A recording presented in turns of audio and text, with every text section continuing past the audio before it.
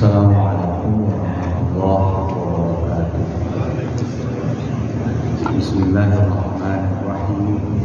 Alhamdulillahirabbil alamin. Nahmaduhu wa nasta'inuhu wa nastaghfiruhu wa na'udzu billahi min shururi anfusina wa min sayyiati a'malina. May yahdihillahu fala mudilla lahu wa may yudlil fala hadiya lahu. Wassalatu wassalamu ala sayyidina Muhammad Sayyidul Mursalin wa ala alihi wa sahbihi ajma'in wa man tabi'ahum bi ihsan ila yaumil amma ba'd. Jamaah salat asar Masjid Ukhuwah Islamiyah rahimahumullah, kembali dengan mengucapkan rasa syukur kita atas kehadirat Allah Subhanahu wa taala yang telah memberikan banyak nikmat kepada kita, nikmat yang tak berbilang jumlahnya. Semoga kita termasuk hamba-hambanya yang selalu berpandai bersyukur atas segala nikmat yang diberikan dan bersabar atas segala musibah ujian yang juga datang darinya. Salawat juga salam senantiasa semoga kita sama-sama mendawamkan kehadiran junjungan kita Nabi besar Muhammad sallallahu alaihi wasallam. Semoga kita juga termasuk umatnya yang berusaha untuk istiqomah menjalankan sunnahnya dan mendawamkan salawat atasnya sehingga kelak bisa beliau memberikan syafaatnya kepada kita semua dan kita dijauhkan dari azab api neraka. Jamaah rahimakumullah, seperti biasa kajian singkat di hari Senin ini hal-hal terkait dengan kehidupan dan kematian yang biasa termaktub dalam literatur tasawuf. Ada hadis yang bagi kalangan sufi sangat populer. Hadis ini menjadi pijakan untuk menjalankan sekaligus memandang kehidupan yang ada hubungannya dengan kematian dalam satu waktu. Hadis tersebut berbunyi mutu qabla an tamutu, mutu qabla an tamutu, yang artinya matilah kalian sebelum kalian mati. Matilah kalian sebelum kalian mati. Dari hadis ini atau ungkapan dari kalimat tersebut tersirat bahwasanya ada dua kematian yang dijalani oleh manusia. Artinya ada kematian yang pasti datang, juga ada mati yang itu adalah aktivitas seperti keikhlasan kita atau yang bisa datang dari kita sendiri. Jadi kematian yang pertama atau yang kita kenal selama ini adalah kematian yang alami, yaitu perpisahan antara atau memisahnya jiwa dan tubuh. Ini yang semua makhluk hidup akan mengalaminya atau pasti akan mendapatkan atau didatangkan oleh kematian ini, berpisahnya antara jiwa dan tubuh. Kemudian kematian yang kedua, ini kematian yang tadi disebutkan, matilah kalian sebelum kalian mati. Mutu, jadi kata perintah mati yang pertama di sini bisa disebut sebagai kematian dalam bentuk rohani atau bentuk spiritualitas kita yang ingin mendapatkan atau ingin mendapatkan kematian yang kedua tadi dengan jalan atau dengan cara yang sangat bisa kita lakukan. Artinya dalam hal ini disebutkan bahwasanya mati yang pertama ini atau mati yang sebelum kamu mati berpisahnya dari jiwa dan tubuh ini adalah dengan cara meninggalkan nafsu, matikan semua hawa nafsu, kira-kira begitu. Matikan semua keinginan-keinginan duniawi matikan hal-hal yang tidak ada tujuannya atau selain tujuannya adalah akhirat, atau matikan keinginan-keinginan yang kurang atau tidak bermanfaat di dalam hidup ini. Jadi ada dua kematian yang menurut kalangan sufi. Yang pertama adalah kematian yang pasti akan dihadapi oleh manusia atau semua makhluk hidup. Yang kedua sifatnya kematian yang bisa kita buat sendiri, yaitu dengan mematikan berbagai macam sifat-sifat buruk yang ada dalam diri manusia. Kalau mati yang pertama atau kematian yang sifatnya itu adalah kerelaan, kematian rohani ini dengan cara melepaskan nafsu. Karena siapapun yang benar-benar menginginkan Tuhan, hatinya akan dipenuhi dengan cinta Tuhan dan nafsunya dengan sendirinya akan mati. Karena nafsu adalah tabir bagi manusia dari ketaatan dan kedekatan dengan Tuhan. Jadi karena nafsu ini bisa menjadi penghalang dari dekatnya manusia dengan Tuhan, maka nafsu inilah yang perlu kita matikan sebelum kita menghadapi kematian yang sebenarnya. Karena sesungguhnya segala nafsu ini apabila dia berlebih-lebihan, bahkan tidak digunakan untuk kepentingan yang tidak ada hubungannya dengan ibadah, justru nafsu inilah yang menjadi penghalang antara manusia dengan Tuhannya, yaitu nafsu, atau dia akan menjadi tabir dan penghalang dari kedekatan kita dengan Allah Subhanahu wa Ta'ala. Begitulah kira-kira penafsiran para sufi tentang bagaimana kita harus mematikan diri kita, mematikan nafsu-nafsu yang ada dalam diri kita sebelum kita benar-benar mati atau berpisahnya antara jiwa dan manusia. Karena mati ini sifatnya rela, kerelaan, artinya opsional, bisa kita lakukan juga bisa tidak. Jadi sebaiknya kita lakukan, karena kita biarkan dia justru menjadi penghalang antara dekatnya manusia dengan Tuhan. Lalu bagaimana yang dimaksud dengan mematikan hawa nafsu ini? Lalu bagaimana pendapat para sufi atau kalangan imam di dalam tasawuf, ajaran tasawuf ini? Bagaimana yang dimaksud dengan matikan diri sebelum kita menghadapi kematian sebenarnya? Ada beberapa prinsip, ada 10 prinsip yang dirangkum oleh para ulama sufi. Yang pertama, tobat. Sama halnya seperti kematian alami, yaitu kembali kepada Tuhan. Karena tobat sendiri dalam bahasa Arab berakar dari kata taba yatubu taubatan, yang artinya ada yaqubu audatan. Artinya adalah kembali. Jadi tobat itu sebenarnya kita kembali kepada Tuhan. Dan orang mati tanpa kehendaknya sendiri, melainkan kehendak Tuhan.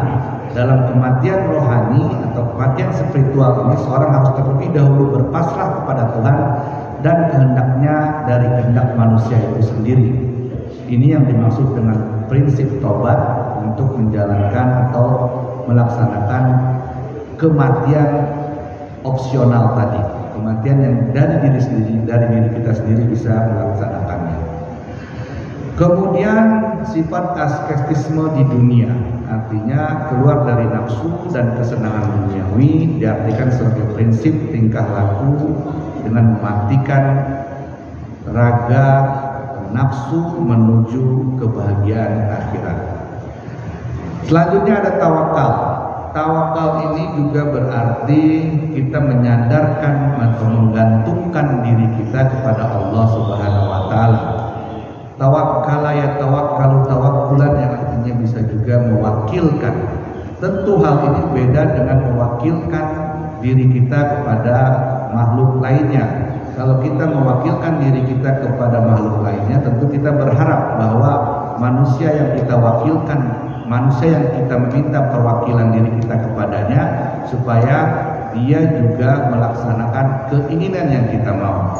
Ini yang kita sebut sebagai mewakilkan atau menggantungkan atau menyerahkan permasalahan kita kepada manusia. Tetapi tawakal tidak sama dengan hal ini. Tawakal kita memberikan sepenuhnya ketergantungan kita, kepasrahan diri kita kepada Allah dengan menyerahkan hasilnya apapun itu. Apapun hasilnya itu kita serahkan kepada Allah Subhanahu wa taala. Apakah hasilnya sesuai dengan keinginan kita atau tidak? Itu yang disebut dengan tawakal.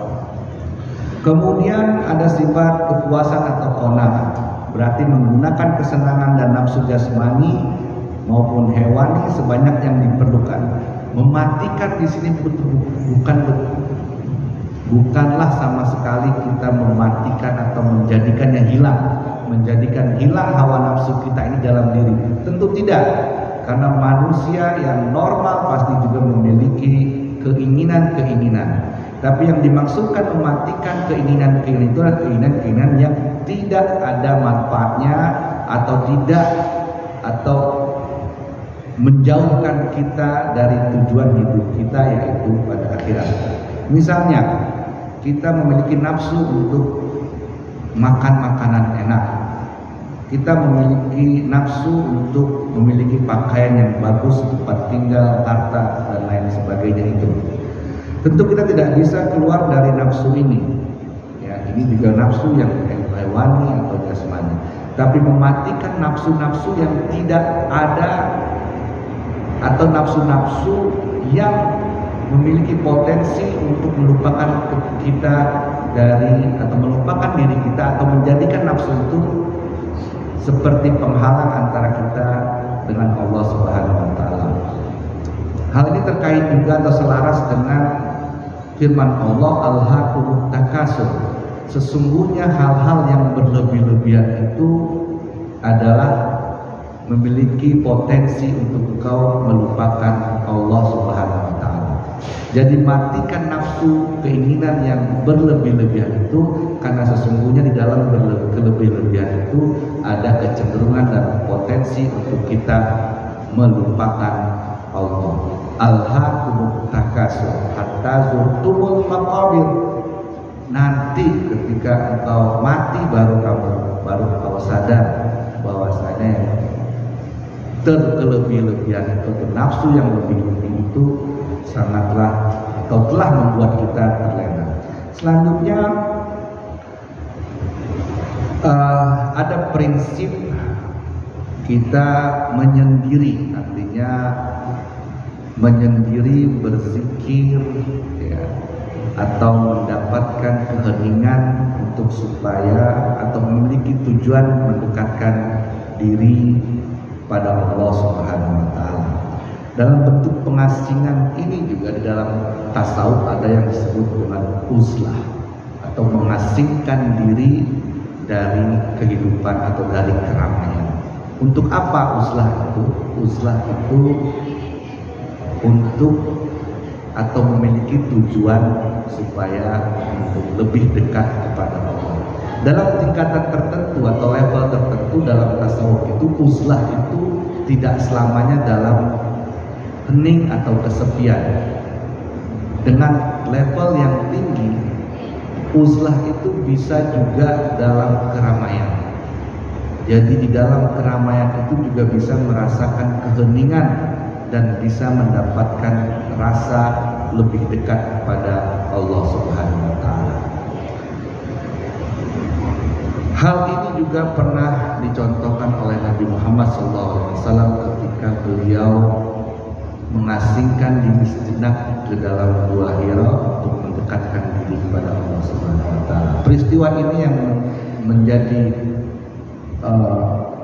menjadi justifikasi bagi kalangan sufi kenapa kita perlu uzlah atau perlu mengasingkan diri sejenak dari kehidupan duniawi untuk mendekatkan diri kepada Allah.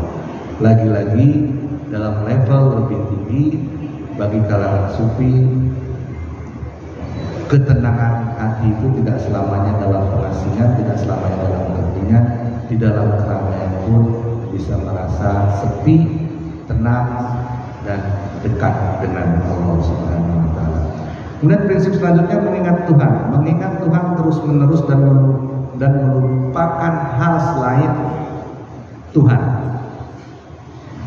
Mengosongkan hati dari kegelapan kejahatan moral dan memerangi dengan cahaya Tuhan. Dan menurut kalangan sufi dengan cara begini kita juga bisa mematikan nafsu yang ada dalam diri kita sebelum menghadapi kematian yang lain. Matikan dulu apa-apa yang tidak berguna dalam kehidupan kita ini sebelum kita menghadapi kematian selanjutnya. Kemudian memperhatikan atau fokus kepada Allah Subhanahu wa Ta'ala. Niatkan segala sesuatunya untuk Allah Subhanahu wa Ta'ala, untuk akhirat.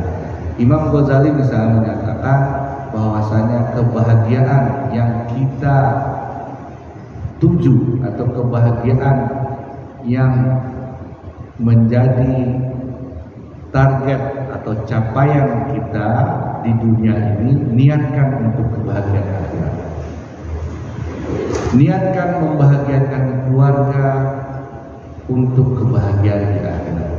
Niatkan kebahagiaan diri kita sendiri untuk kebahagiaan akhirat. Niatkan membahagiakan orang lain untuk kebahagiaan akhirat. Jangan berhenti di kebahagiaan dunia, tapi niatkan untuk kebahagiaan akhirat. Dengan begini kita akan tenang beribadah, bahwasanya apa yang kita lakukan ini kita niatkan untuk dunia, kemudian ujungnya adalah akhirat, sehingga kita insya Allah termasuk hamba-hamba Allah yang bahagia di dunia juga di akhirat. Amin ya rabbal alamin. Jamaah rahimakumullah.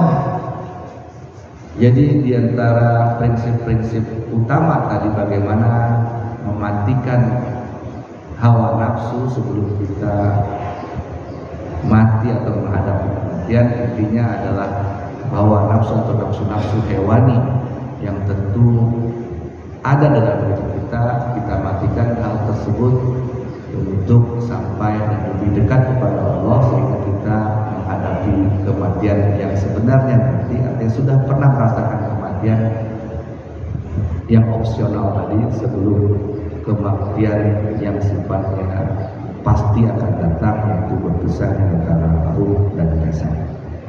Contoh misalnya beberapa ada makhluk yang melewati beberapa kali kematian. Di dalam literatur tasawuf disebutkan misalnya hewan kupu-kupu. Kupu-kupu tersembunyi di dalam ular, tetapi larva harus melalui beberapa langkah agar kehidupan kupu-kupu terwujud di dalamnya. Untuk menjadi seekor kupu-kupu cantik, ulat sutra melewati 4 tahap perkembangan. Pertama di dalam telur, kemudian berubah menjadi larva, kemudian berputar di sekitar kepompong dan berubah menjadi kepompong, hingga akhirnya mati dan kehidupan ulat atau larva menjadi kupu-kupu cantik terlahir. Jadi jadi ini adalah metafora yang disampaikan oleh kalangan sufi, bagaimana sebenarnya kupu-kupu ini sebelum dia lahir menjadi kupu-kupu atau hewan ini juga melewati beberapa kali kematian. Pesan yang ingin disampaikan bahwasanya sesuai dengan hadis tadi, kalau matilah kalian sebelum kalian mati, artinya ada kematian-kematian yang bisa kita jadikan atau bisa kita buat sendiri. Jadi kematian opsional tadi yang contohnya bagaimana kupu-kupu harus melewati 3 kali kematian sebelum menjadi kupu-kupu yang cantik atau terlahir menjadi kupu-kupu yang kita lihat sekarang. Jamaah rahimahullah, demikianlah kajian singkat tentang kematian yang ada dalam literatur tasawuf. Kematian yang pertama adalah kematian yang memang pasti siapapun makhluk hidup akan menghadapinya, yaitu berpisahnya antara ruh dan jasad. Yang kedua adalah kematian yang sifatnya opsional, kerelaan dari kita sendiri dan kita bisa membuatnya mati, yaitu mematikan hawa nafsu hewani dan jasmani yang cenderung atau memiliki kecenderungan kita melupakan tujuan hidup, apalagi itu menjadi tabir atau penghalang dekatnya kita kepada Allah Subhanahu wa taala. Demikianlah kajian singkatnya, semoga bermanfaat bagi diri saya sendiri juga jamaah sekalian. Astagfirullahaladzim. Hadanallahu wa iyyakum. Hadanallahu wa iyyakum ajmain. Wallahu muwaffiq ila aqwamit thoriq. Wassalamualaikum warahmatullahi wabarakatuh.